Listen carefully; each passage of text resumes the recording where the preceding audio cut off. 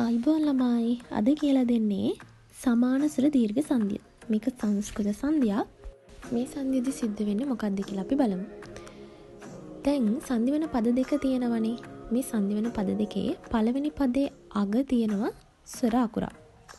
ඒ වගේම දෙවෙනි පදේ මුලක් තියෙනවා ස්වර අකුරක්. එතකොට මේ පළවෙනි පදේ අග තියෙන ස්වරයයි දෙවෙනි පදේ මුල තියෙන ස්වරයයි දෙකම සමානයි. හරිද? මේ ස්වර දෙක සමානයි.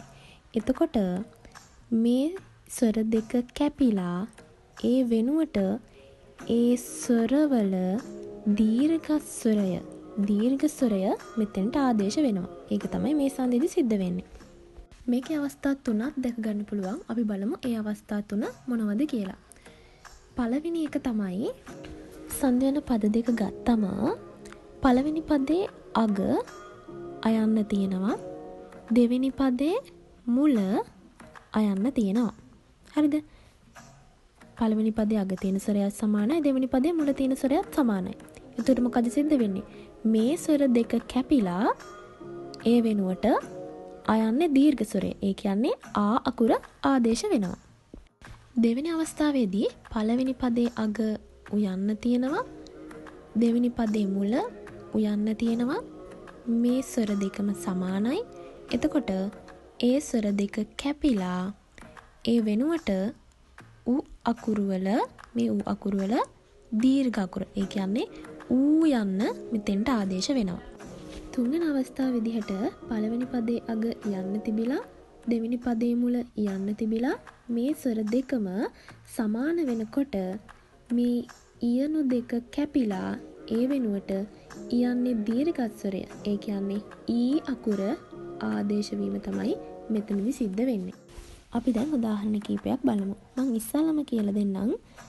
ආ අකුරු දෙක වෙනුවට ආ යන්න ආදේශ වෙන්නේ කොහොමද කියලා. හරි. අපි යම් පළවෙනි උදාහරණයට. මම ගන්නවා දේශාභිමානය කියන වචනය. මේක කොහොමද ළමයි විසන්ධි වෙන්නේ?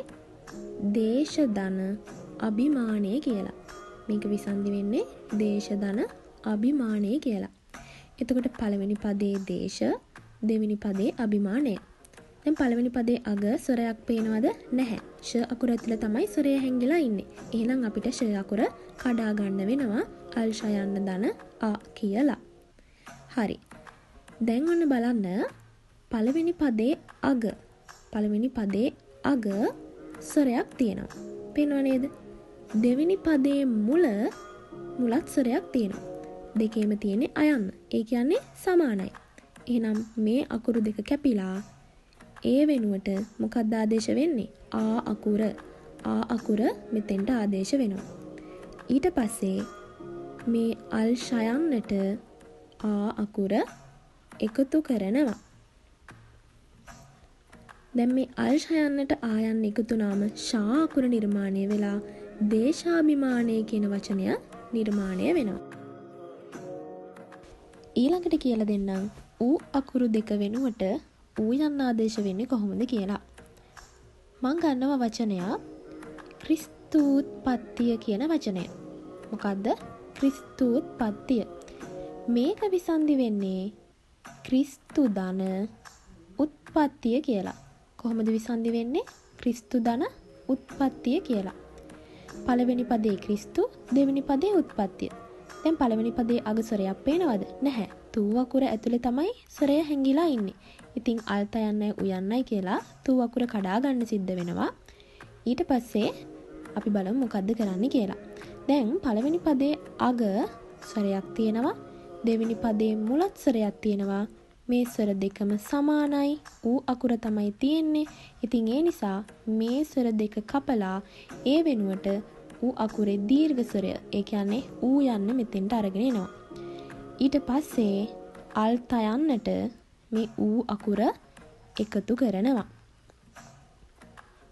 ඉතින් අල්ත යන්නට ඌ යන්න එකතු වුණාම තු අකුර නිර්මාණය වෙලා ක්‍රිස්තූත්පත්තිය කියන වචනය නිර්මාණය වෙනවා. දැන් අපි බලමු ඊ අකුරු දෙක වෙනුවට ඊ යන්න ආදේශ වෙන්නේ කොහොමද කියලා. මම ගත්ත උදාහරණය තමයි බුද්ධීන්ද්‍රය කියන වචනය. බුද්ධීන්ද්‍රය. මේක විසන්ධි වෙන්නේ බුද්ධි ධන ඉන්ද්‍රිය කියලා. බුද්ධි ධන ඉන්ද්‍රිය. බුද්ධි ධන ඉන්ද්‍රිය. හරි. පළවෙනි පදේ බුද්ධි, දෙවෙනි පදේ ඉන්ද්‍රිය. දැන් දී අකුර ඇතුලේ තමයි ස්වරය හැංගිලා ඉන්නේ. ඉතින් දී අකුර කඩා ගන්න අල් දයන්නයි ඉයන්නයි විදිහට. එතකොට දැන් මේ පළවෙනි පදේ අග ඊ අකුර තියෙනවා, දෙවෙනි පදේ මුලත් ඊ අකුර තියෙනවා. මේ දෙක සමානයි.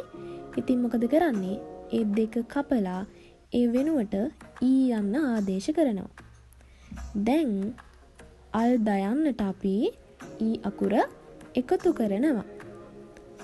අල් දයන්නට ඊ යන්න එකතු වුණාම දී අකුර නිර්මාණය වෙලා බුද්ධීන්ද්‍රය කියන වචනය නිර්මාණය වෙනවා. දැන් ඔයාලට සමාන ස්වර දීර්ඝ සංධිය හොඳටම තේරුණා නේද?